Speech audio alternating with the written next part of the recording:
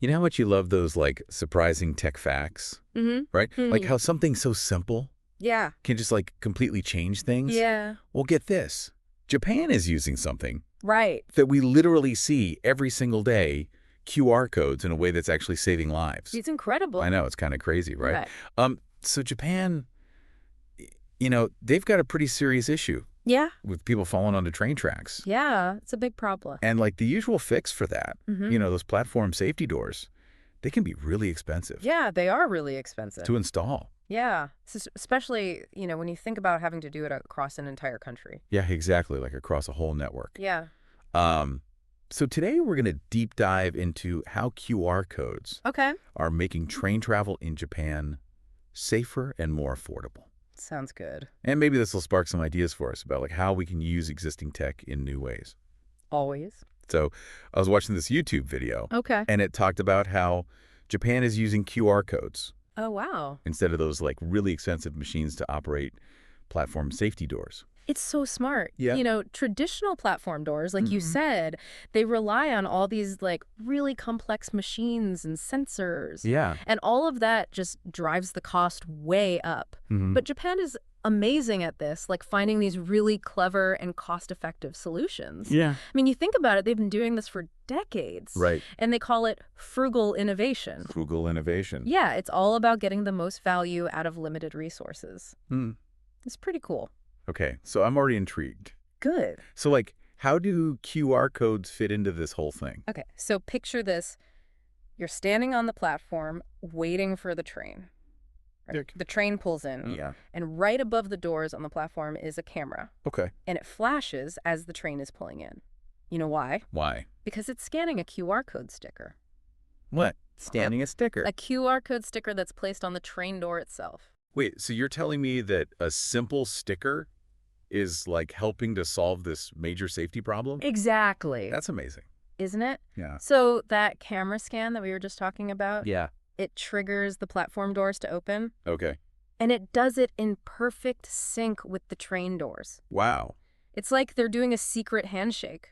It's so cool. Like, Yeah. how do they even come up with this? Well, necessity is the mother of invention, right? Yeah. Well, I mean, even with this system, they had some hurdles to overcome.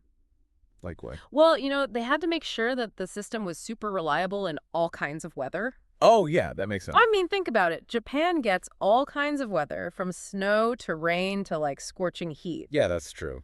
And they also had to make sure that it could handle, like, the insane amount of trains that run through Japan. Yeah, they have a lot of trains. But they figured it out. Huh. And now it's like this surprisingly effective solution. That's amazing. Yeah. It's like the perfect example of frugal innovation. It really is. Isn't it interesting how sometimes, like, resource constraints can lead to the most creative solutions? It's so true. It's like you have to think outside the box. Yeah. So how did Japan become, like, the masters of this kind of thinking? Well, think about it. Like, after World War II, Japan was, like, really struggling with limited resources, right? Yeah, that's right. So they had to get creative. And this combined with their cultural value of matanai.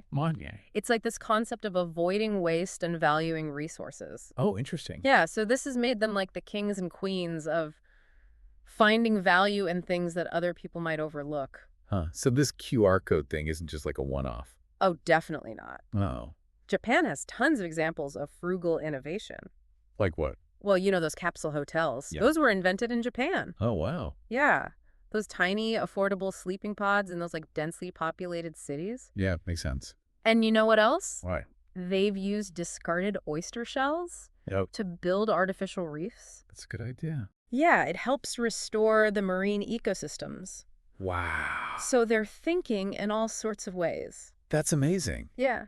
It makes you wonder what kinds of solutions we could come up with Yeah. for problems in our own lives. Exactly. Like, what if we took a step back and instead of, like, going for the most complicated or expensive solution, Yeah. we tried to find something simple? It's all about looking at what we already have and finding new ways to use it.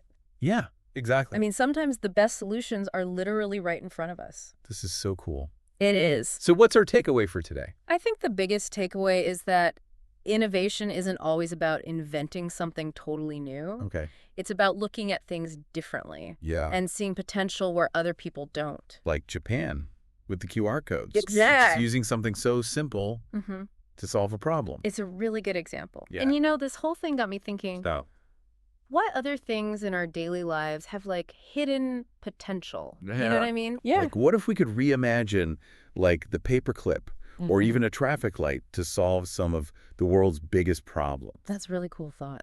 All right. I like that. Thanks. Well, that's all the time we have for today's deep dive. Okay. Thanks for listening.